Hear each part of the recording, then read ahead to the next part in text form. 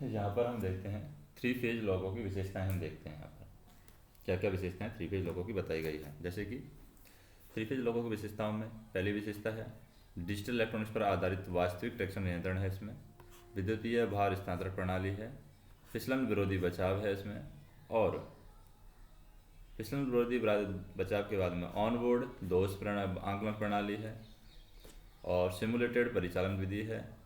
Simulated परिचालन विधि के बाद में एक्सक्लूसिव हार्मोनिक फिल्टर है। Exclusive harmonic filter, static auxiliary converter है। इलेक्ट्रॉनिक्स स्पीडोमीटर दिया गया है इसमें। और इलेक्ट्रॉनिक्स स्पीडोमीटर के बाद में यहाँ पर इलेक्ट्रॉनिक्स एनर्जी मीटर भी दिया गया है, यानी ऊर्जा मापक दिया गया है इलेक्ट्रॉनिक्स एनर्जी मीटर। आग ढूंढना और चेतावनी प्रणाली है। लो ट्रैक्शन बार प्रणाली है। कर्मीदल हेतु स्वास्थ्य वातावरण और व्यापक स्थान युक्त कैब है। और इनर्शियल फिल्टर है यहाँ पर। फिर इलेक्ट्रॉनिक्स ब्रेक प्रणाली है। इलेक्ट्रॉनिक्स ब्रेक प्रणाली three fold pneumatic brake panel है। और कांस्टेंट स्पीड कंट्रोलर है। स्प्रिंग लोडेड पार्किंग ब्रेक है। और ओवरचार्ज फीचर है। ब्रेक को शीघ्र रिलीज करने के लिए बीपी प्रेशर को निर्धारित समय के लिए 5.4 kg पर सेंटीमीटर स्क्वायर के लिए बढ़ाया जाता है तथा बाद में प्रतिबंधित दर से 5 kg पर सेंटीमीटर स्क्वायर तक अपने आप आ जाता है, यानी ओवर चार्ज फीचर इसके अंदर है। और उसके बाद में इलेक्ट्रॉनिक्स द्वारा नियंत्रित सतर्कता प्रणाली है। और उसके बाद में है चक्कों के फ्लैंज को लुब्रिकेंट करने की प्रणाली है यहाँ पर। और अंडर ट्रैक में लटके हुए कंप्रेसर हैं। फिर हम देखते हैं थ्री फेज इंडक्शन मोटर के लाभ। ये तो होगी विशेषताएं। अब हम देखेंगे लाभ। थ्री फेज इंडक्शन मोटर के लाभ क्या हैं। ये थ्री फेज मोटर की मैकेनिकल विशेषताएं हैं। ये थ्री फेज मोटर की विशेषताएं हैं। थ्री फेज लॉकों की विशेषताएं हैं।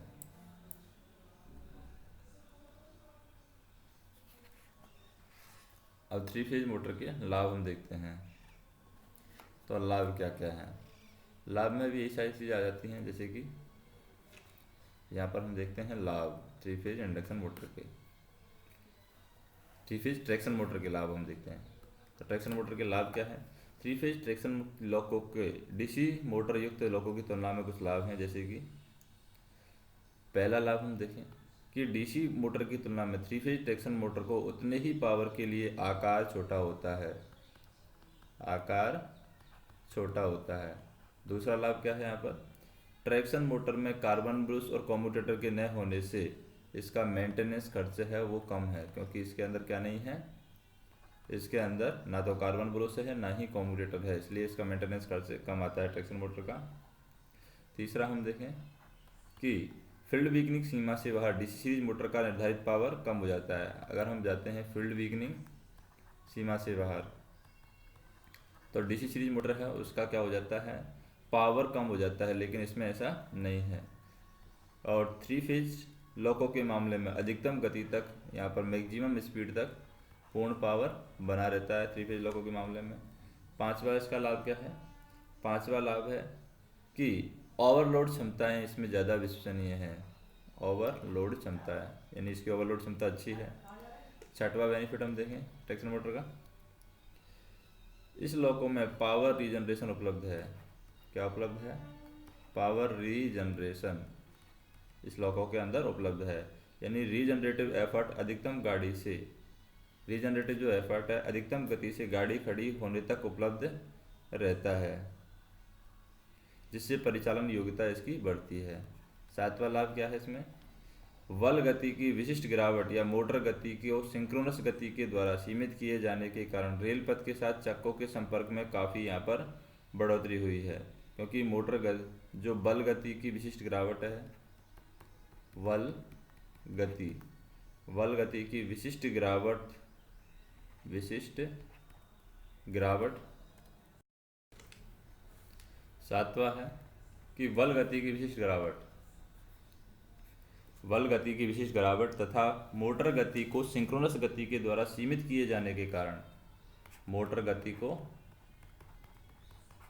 सिंक्रोनस गति के द्वारा सीमित किए जाने के कारण रेल पथ के साथ जो चक्कों का संपर्क है वो काफ़ी बढ़ोतरी हुई है उसमें।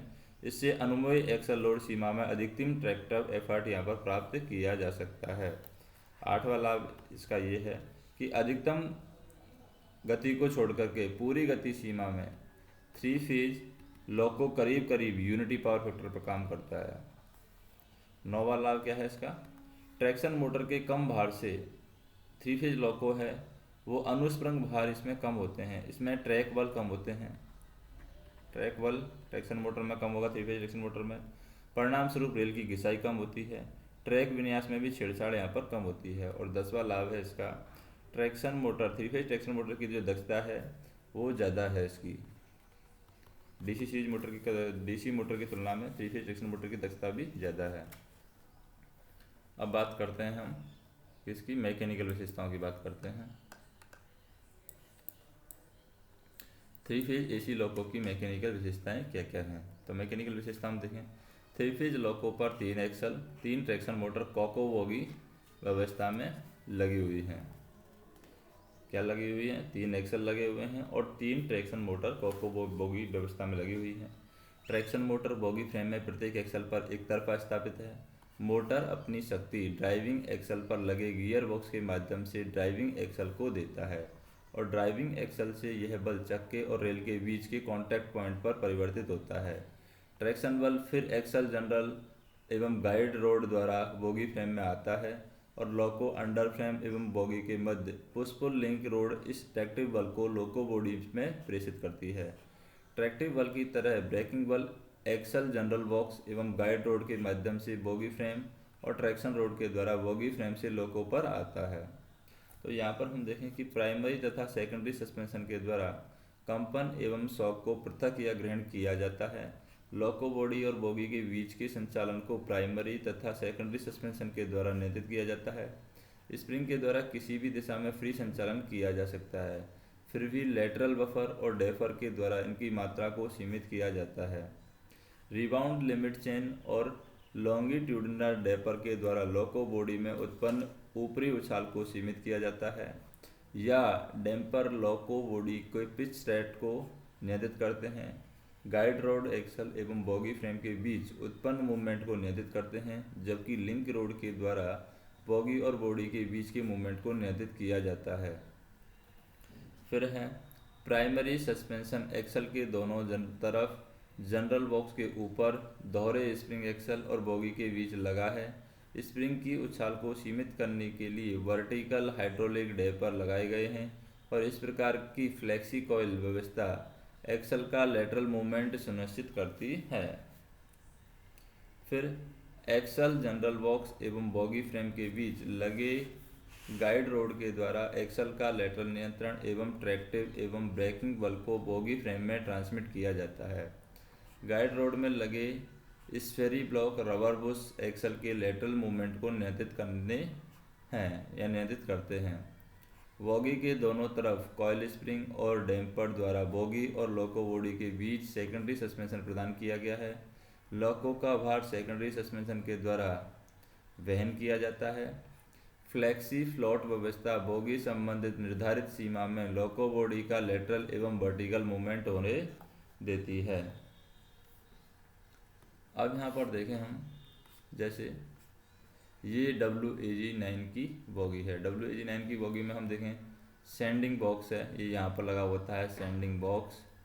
दूसरे नंबर पर ये फुट स्टेप है, ये यहाँ पर फुट स्टेप है। और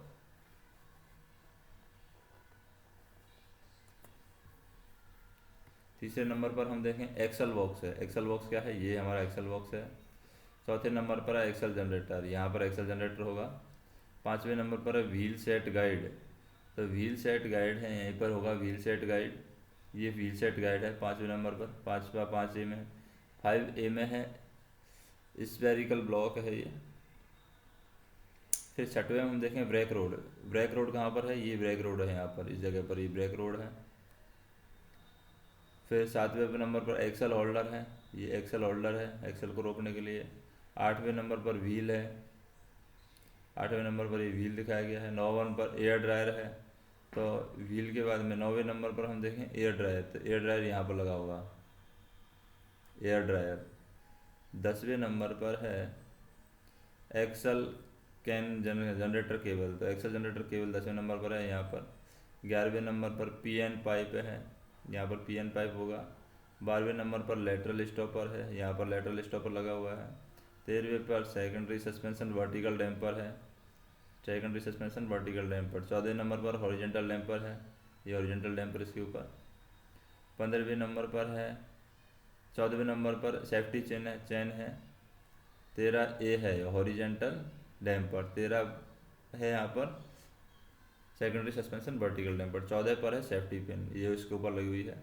15वें नंबर पर है सेकेंडरी सस्पेंशन स्प्रिंग। 16वें नंबर पर है प्राइमरी हेलिकल स्प्रिंग, जो कि यहाँ पर लगी हुई है। 17वें नंबर पर है सेकेंडरी सस्पेंशन योर डैम्पर। फिर 18वें नंबर पर है प्राइमरी सस्पेंशन डैम्पर। और 19वें नंबर पर है व्हील सेट। और 20 नंबर पर है बॉगी फ्रेम, ये बॉगी का फ्रेम है। अब हम देखें, ये साइड व्यू बताया गया है 2 बॉगीज का। साइड व्यू में हम देखें, पहले नंबर पर बॉगी कट आउट कॉक है, ये पहले नंबर पर हो गया बॉगी कट आउट कॉक। दूसरे नंबर पर हो गया मेन ट्रांसफॉर्मर, ये मेन कंप्रेसर है, ये बॉगी के 2 के बाद मेन कंप्रेसर है। ये मेन कंप्रेसर के बाद में मेन ट्रांसफॉर्मर है। मेन ट्रांसफॉर्मर कहाँ पर है? मेन ट्रांसफॉर्मर ये वाला जो बड़ा डिब्बा दिख रहा है, ये हमारा मेन ट्रांसफॉर्मर। चौथे नंबर फिर हम देखें ट्रांसफॉर्मर पंप। ट्रांसफॉर्मर पंप कौन सा है? तो ट्रांसफॉर्मर पंप यहाँ पर होगा, ट्रांसफॉर्मर का पंप है ये। 6वें नंबर पर है बैटरी मेन स्विच, ये 6वें नंबर पर है। बैटरी का मेन स्विच यहाँ पर लगा होगा बैटरी बॉक्स के ऊपर। 6वीं मेन स्विच है जिसका नाम है 112.1, ये बैटरी का मेन स्विच 112.1। फिर है 7वें नंबर पर है, वो क्या है? 7वें नंबर पर है SR ऑयल फिलिंग कैप है, ये SR का ऑयल फिलिंग कैप। फिर नेक्स्ट हम देखें,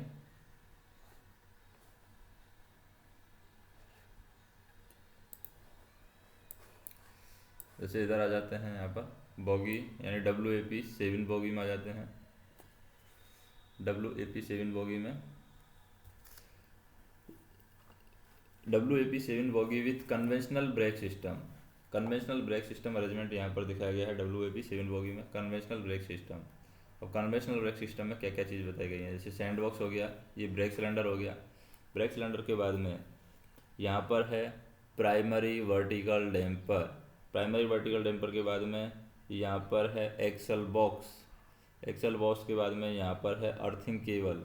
अर्थिंग केबल के बाद में यहाँ पर है गाइड रोड। गाइड रोड के बाद में यहाँ पर है मिडिल एक्सल लॉक। फिर यहाँ पर ऊपर देखें हम बॉगी फ्रेम, ये है या डैम्पर। ऊपर है secondary suspension spring, secondary suspension spring. उसके बाद में यहाँ पर है सेफ्टी चेन। फिर है ये सेकेंडरी वर्टिकल डैम्पर। फिर इधर हम देखें हॉरिजेंटल डैम्पर है ये।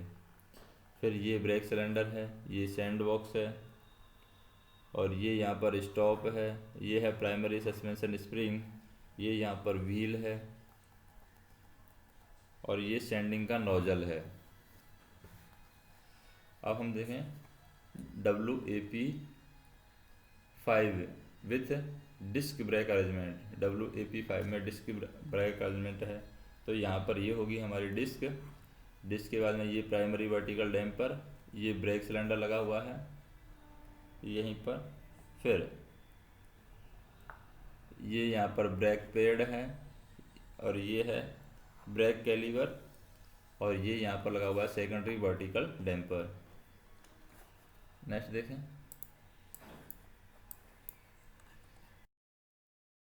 जैसे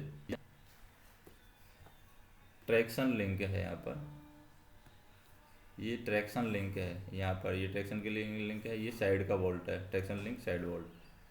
फिर यहाँ पर ये भी ट्रैक्शन लिंक है ऊपर से, और ये बेस बोल्ट है। बेस बोल्ट नीचे की साइड होगा, साइड बोल्ट ऊपर की साइड होगा। फिर यहाँ पर हम देखें जैसे कि ये है ट्रैक्शन मोटर की केबल है, जो कि ट्रैक्शन मोटर के लिए केबल जा रही है। ये एयर ब्लो है, ये गियर केस है, यहाँ पर गियर के लिए सस्पेंशन ट्यूब है। हॉरिजेंटल बोल्ट है 8 नंबर के, 8 नंबर हॉरिजेंटल ट्यूब बोल्ट होते हैं यहाँ पर। और ये गियर केस ऑयल इंडिकेटर है ये। इसी तरीके से यहाँ पर हम देखें माउंटिंग प्लेट है। माउंटिंग प्लेट के बारे में ये टॉर्क की आर्म है, टॉर्क आर्म। और ये हॉरिजेंटल वोल्ट है, 8 नंबर यहाँ पर भी होंगे हॉरिजेंटल वोल्ट में भी। और यहाँ पर वोल्ट लगे हुए हैं 4। और ये ट्रैक्शन मोटर है नीचे, पूरी जो बताई गई है ट्रैक्शन मोटर है यहाँ पर नीचे साइड।